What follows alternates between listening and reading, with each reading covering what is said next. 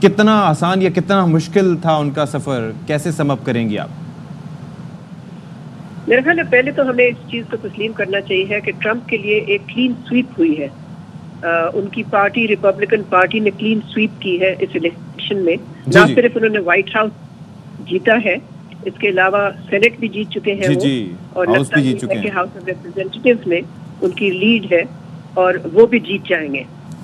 पहले तो ये कि इससे ट्रंप बहुत ही पावरफुल सदर बनेगा। उसके पास अनप्रेसिडेंटेड पावर हो, कि दोनों हाउसेज उसके साथ होंगे और उसको वो व्हाइट हाउस का ऑक्यूपेंट नया होगा। अब सवाल ये पैदा होता है कि वो उसकी पॉलिसीज क्या होंगी।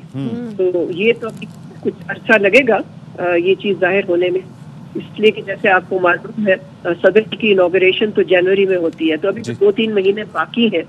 तो इस दौरान शायद वो अपनी पॉलिसीज को आर्टिकुलेट करें, उनको बयान करें, फिर उससे हमें अंदाजा होगा। लेकिन इसके हवाले से पॉइंटर्स तो देते रहते हैं, वो जाहिर है कि अपना एक मैनिफेस्टो, अपना एक इरादे बयान करते हैं कि मैंने ये करना है आके, जिस बारे में जहांजेब भी हमारे ब्यूरो चीफ हैं इशारे दे रहे थे। तो उससे हटके कुछ हो सकता है?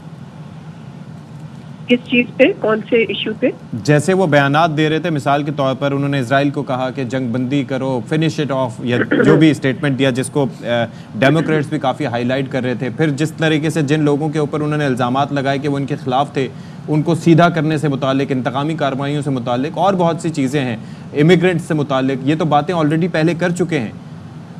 तो अब मज़ीद भी कुछ सोचेंगे इस बारे में? सबसे पहले तो ये कि उन्होंने जिस इशू लगता है, जिस इशू पे उन्होंने इलेक्शन जीता है, वो है एंटी इमिग्रेशन। जी। उस पे हमें देखना होगा कि वो कौन सी पॉलिसीज लेके आते हैं, नई रिस्ट्रिक्शंस क्या लगाते हैं, कौन सी बंदिशें इम्पोज करते हैं इमिग्रेशन पे। उसके अलावा मेरा ख्याल है ये बात भी सामने रखनी चाहिए, सारा फोकस ट्रंप पे है, लेकिन ये भी रखना चाहिए हमें सामने कि दूसरी तरफ कैंडिडेट बहुत कमजोर थी वो। एक तो ये कि ऑलमोस्ट लास्ट मिनट पे उसको नॉमिनेट किया गया, बाइडेन ने विड्रॉ किया और फिर कामला हैरिस को उनकी पार्टी ने नॉमिनेट किया। तो उससे भी जाहिर है एक चीज सामने आती है, वो ये कि दूसरी पार्टी वाकई बहुत ही कमजोर थी और वो कन्विंस नहीं कर पाई लगता है। साथ साथ हमें ये भी मेरा ख्याल एक्नॉलेज करना चाहिए कि अमेरिका एक बहुत ही डिवाइडेड मुल्क है, बहुत पोलराइज्ड है, और ट्रंप जिस किस्म की पर्सनैलिटी और जिस किस्म की लीडरशिप उसने पहले भी दिखाई, वो तो अमेरिका को मजीद और पोलराइज करेगा। अच्छा। वो अमेरिका को यूनाइट नहीं करेगा, वो फर्दर डिवाइड करेगा। उसकी पर्सनैलिटी ही कुछ ऐसी है। फिर जैसे आपने भी जिक्र किया इंतकामी कार्रवाई, वो भी देखना होगा कि उसने कहा जरूर है ये कि जो मेरे खिलाफ थे मैं उनके साथ डील करूंगा, पॉलिटिकल स्टेबिलिटी नहीं आएगी जी, पॉलिटिकल स्टेबिलिटी नहीं आएगी फिलहाल। नहीं जी, पॉलिटिकल स्टेबिलिटी वहाँ पर तो एक डिफरेंट चीज होती है ना। आप हमारे मुल्कों से तो ना कंपेयर करें उन्हें, उनके पास इंस्टीट्यूशंस है, तो सिर्फ पॉलिटिकल स्टेबिलिटी एक लीडर से नहीं आती ना उनकी, तो वो भी हमें सामने रखना पड़ेगा। मैं तो पोलराइजेशन कर रही हूँ। पोलराइजेशन का मतलब ये नहीं है कि वो अनस्टेबल हो जाएंगे, पोलराइजेशन का मतलब है कि वो डिवाइडेड रहेंगे। अभी भी डिवाइडेड है, पहले भी डिवाइडेड थे, तो वो डिवीजन जो है या पोलराइजेशन है वो कंटिन्यू करेगी। स्टेबिलिटी का तो बहुत ही, यानी कि आज से अगर हम कह दें कि वहाँ स्टेबिलिटी नहीं आएगी तो मेरा ख्याल है ये तो बहुत ही अनरियलिस्टिक बात है। अच्छा मलिया साहिबा, एक चीज़ बताइए कि अभी आपने कहा कि कमला हैरिस एक कमज़ोर कैंडिडेट थी, लेकिन जो डेमोक्रेट्स थे वो ये कह रहे थे, और क्योंकि हमने जो मकबूलियत देखी और फिर राय आमा के जो जायज़े थे उसमें भी हम दिखा रहे थे कि कैसे उनको सबकत हासिल थी, और फिर वो ये भी कह रहे थे कि जी हमें बाइडन के साथ तो हमारा चांस ही नहीं था, लेकिन कमला ने हमें एक चांस दिया है कि we can fight and we can win. और ये इलेक्शन पोलिंग से पहले तक की ये राय थी, तो वो किस बुनियाद पर थी? लेकिन आप देख लें फिर हुआ क्या। जाहिर है उनकी कैलकुलेशन सारी गलत थी ना। अगर वोटर्स ने इनको जिताया नहीं तो उसका क्या मतलब है? उसका तो मतलब है ना कि she failed to convince voters, she was a weak candidate. उसकी पॉलिसीज भी कोई खास पे दम नहीं था। मैंने तो कोई खास ऐसी चीज नहीं देखी जिसमें कि मैं कह सकूं कि उसकी बड़ी अपील है, बिकॉज उसने ये स्टैंड है। हाँ, उसने इमिग्रेशन पे स्टैंड लिया, उसने अबॉर्शन पे लिया, लेकिन लगता यही है कि वोटर्स थे उनका रुझान दूसरी तरफ ज्यादा था। लेकिन उन्होंने ये पॉइंट आउट किया कि डोनाल्ड ट्रंप आकर मजीद तकसीम की सियासत करेंगे, आकर मजीद जो है वो पोलराइजेशन मजीद बढ़ेगी। और अभी हमें मालूम ये पड़ा है जो 7 स्विंग स्टेट्स हैं उनमें से 4 में डोनाल्ड ट्रंप कामयाब हुए। तो मलिहा साहिबा ये क्या ट्रेंड हमें बता रहा है? स्विंग स्टेट्स जो है ज़ाहिर उनके बारे में श्योरिटी से कुछ नहीं कहा जा सकता किसको वोट देंगी, 7 में से 4 डोनाल्ड ट्रंप को चली गई। देखिए, जैसे मैंने पहले कहा, ये बड़ा पावरफुल प्रेसिडेंट होगा, इसलिए कि इसके पास दोनों हाउसेज ऑफ कांग्रेस इसके पास है। नॉर्मली जो सदर होता है उस पर काफी चेक रहता है, एक ना एक हाउस का, इस पे उस तरह का कोई चेक नहीं होगा।